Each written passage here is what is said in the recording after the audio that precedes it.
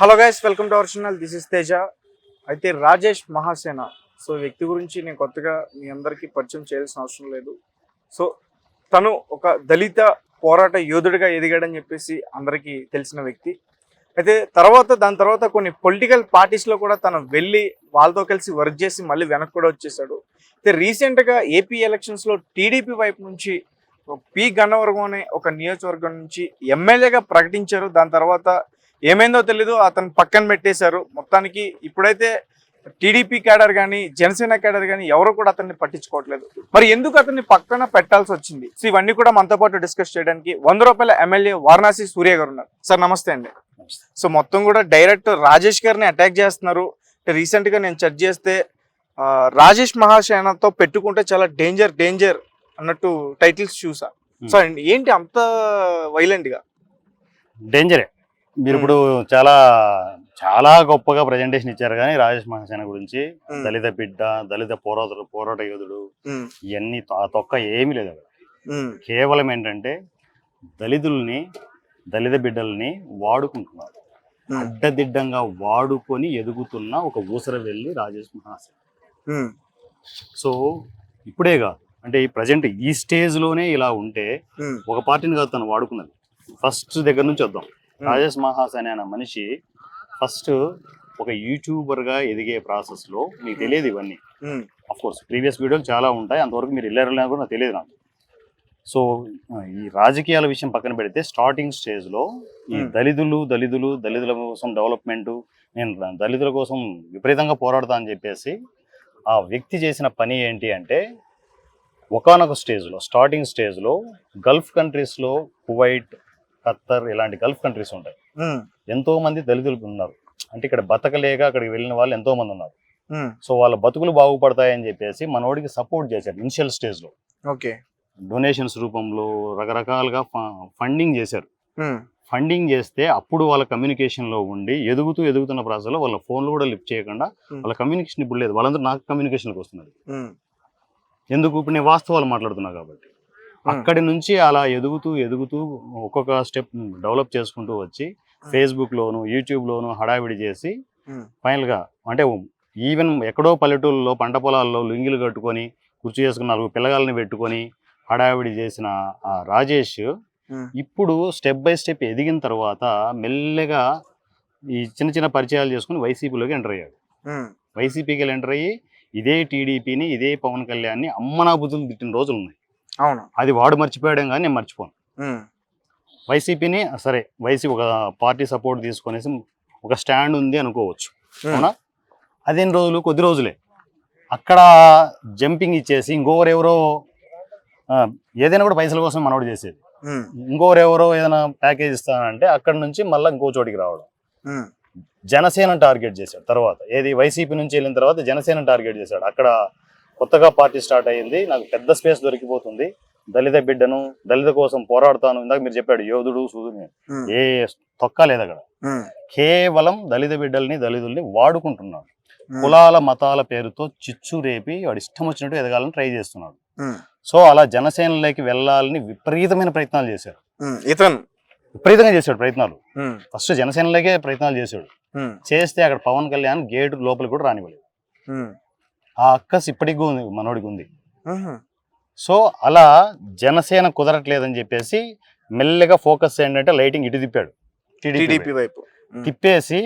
అక్కడ ఏంటి, చంద్రబాబు నాయుడు గారు మెయిన్ సెంటర్ పాయింట్ అయితే మాత్రం same as it is gate లోపలికి కూడా రానివ్వడు. కానీ ఇక్కడ జరిగే పొరపాటు ఏంటంటే అప్పుడప్పుడే ఎదుగుతున్న లోకేష్ బాబు. సో తను చాలా మంచి మనిషి, అందరికీ తెలుసు. అవును, అప్పుడప్పుడే రాజకీయ పరిణితి చెందుతూ డెవలప్ అవుతున్నాడు.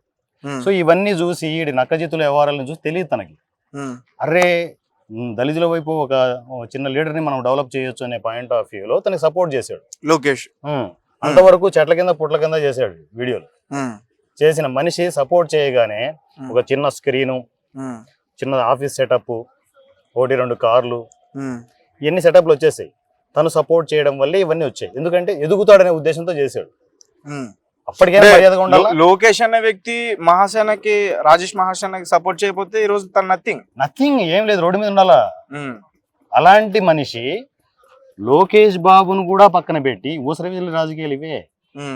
ఈ గలీజ్ కొడుకు చేసిన పనులు ఏంటంటే లోకేష్ బాబును కూడా అంత సపోర్ట్ చేసిన లోకేష్ బాబును కూడా పక్కన పెట్టి ఆల్ ఆఫ్ షడన్ రేపు ఎలక్షన్ 2-3 రోజులు ఉందనగా ఏది టీడీపీ జనసేన పొత్తులో ఉంటే ఎవడైనా ఆ మాటలు కూస్తాడా?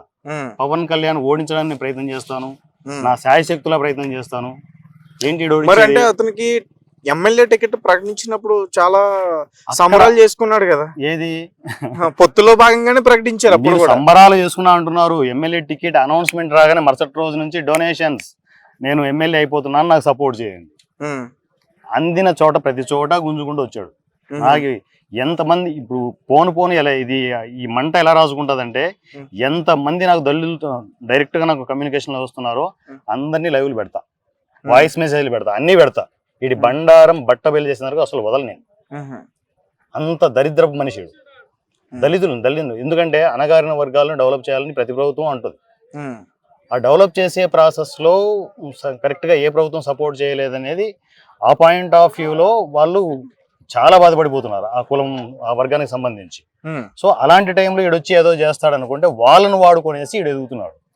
ఏమీ లేని పరిస్థితి. సింపుల్ గా చెప్తున్నా, ఒక పల్లెటూరులో చిన్న చిన్న వీడియోలు చేసుకునే ఒక మనిషి ఈ రోజు 4 కార్లు, సో బ్యాంక్ బ్యాలెన్స్ లక్షలు కాదు కోట్ల రూపాయలు దండుకొని కూర్చున్న ఒక మనిషి అంత ఎత్తు ఎదుగుతాడంటే ఊరికి వస్తుందా? ఇష్టం వచ్చినట్టు వాడుకున్నాడు, ప్రతి పార్టీని వాడుకున్నాడు. అందువల్ల మీకు టైటిల్ పడింది ఏ పార్టీకి పనికిరాని యదవ అని. ఏ పార్టీ దగ్గరికి అన్ని తెలిసిపోయాయి అందరికి. అంటే వైఎస్ఆర్సీపీ పార్టీలోకి వెళ్ళాడు, బయటకు వచ్చేసాడు. టీడీపీలో జనసేనకి వెళ్ళడానికి ట్రై చేశారు, రానివ్వరు. టీడీపీలో వెళ్ళాడు, ఆహ్వానించారు, లోపలికి కూడా వెళ్ళాడు. అదే మనకు ఒక అఫిషియల్ గా ఒక స్పేస్ కూడా ఇచ్చారు దానికి. ఇచ్చిన తరువాత టైంలో కూడా సార్ పవన్ కళ్యాణ్ గారు అతనికి ఎక్కడో వెళ్తే ఆపేస్తే కూడా తను డైరెక్ట్ గా కాల్ చేసి మాట్లాడడం ఇవన్నీ కూడా అది కూడా కమర్షియల్ చేసుకున్నాడు వాడు. చేసుకునేసి ఆయన వాయిస్ పెట్టేయచ్చా మీడియాలో పెట్టేసి నాకు పవన్ కళ్యాణ్ ఫోన్ చేశాడు, సో నాకు అసలు చేతులు వణుకుతున్నాయి, వణుకుతున్న మనిషి చేతులు వణికి నర్వస్ అయ్యి అంతా ఎగ్జైట్ అయిన మనిషి ఈరోజు పవన్ కళ్యాణ్ ఓడిస్తాను అనేంత ఇద్దరు పిల్లనాయలను పెట్టుకునేసి ఆఫ్ ఆన్ చేసుకుంటుంటాడు. అడ్డమైన కూతలు కూసుకుంటూ ఆ వీడియోలు పెట్టుకుంటూ కూర్చుంటారు. ఈ అమాయకమైన దళితులు ఏం చేశారంటే దళిత బిడ్డలు అంతా మా వాళ్ళు, వీళ్ళంతా అమాయకంగా ఈ బుట్టలో పడ్డారు. దాంతో పాటు కలిసి వచ్చింది ఏంటంటే జనసేన టీడీపీ పొత్తులో ఉండడంతో జన సైనికులు వీర మహిళలు విపరీతంగా సపోర్ట్ చేశారు. అసలు మేజర్ గా ఇది ఎదిగిందే జన సైనికుల వల్ల, వీర మహిళల వల్ల. రైట్. అంటే ఇప్పుడు అతనికి టికెట్ క్యాన్సిల్ అయిపోయింది అంటే దీని వెనకాల జనసేన వల్ల రాజకీయం ఉందనుకోవచ్చా? పవన్ కళ్యాణ్ అసలు కల్మషం లేని మనిషి, జనసేనది కాదు. కానీ క్లియర్ గా డిఫాల్ట్ ఏంటంటే అక్కడ లోకేష్ బాబు ఇవన్నీ చేసుకుంటూ వెళ్ళి ఆయన రికమెండ్ చేస్తేనే అంతవరకు వెళ్ళింది వ్యవహారం. సో అక్కడ ఫైనల్ గా స్కానింగ్ జరుగుతుంది కదా, చంద్రబాబు గారి దగ్గర ఫైనల్ గా కంపల్సరీ స్కానింగ్ ఉంటుంది.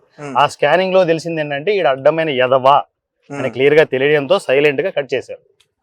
సింపుల్ జరిగింది అదే. అక్కడ చంద్రబాబు గారి దగ్గర మెలికి తిరిగింది కదా, లేకపోతే దూరేవాడే. ఒక పెద్ద వైరస్ ఉంటుంది చూడండి, కరోనా వైరస్ ఎలా ఉంటది అంతకంటే డేంజరస్ యదవా, అందువల్ల డేంజర్ అని పెట్టింది.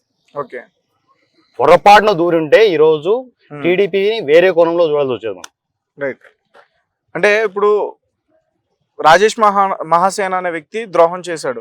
ద్రోహం కాదు, దారుణాలు చేశాడు, ద్రోహాలు చేశాడు. ఎవరికి చేశాడు? దళితులకి, మేజర్ గా దళితులకి.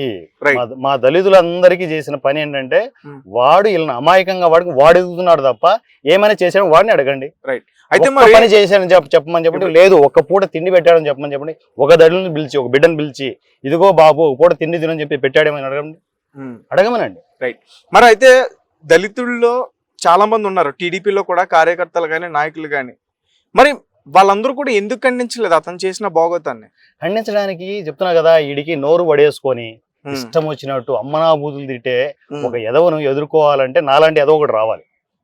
అందువల్లే ఇప్పుడు నాకు కౌంటర్ ఇవ్వమని చెప్పండి, నేను రోజుకు బుల్లెట్ లాగా వదులుతూనే ఉన్నాను వీడియోలో. ఇప్పుడు నాకు కౌంటర్ ఇవ్వమని చెప్పండి, వాడికి దమ్ము ఉంటే డైరెక్ట్ కౌంటర్ ఇవ్వమని చెప్పండి. ఓకే.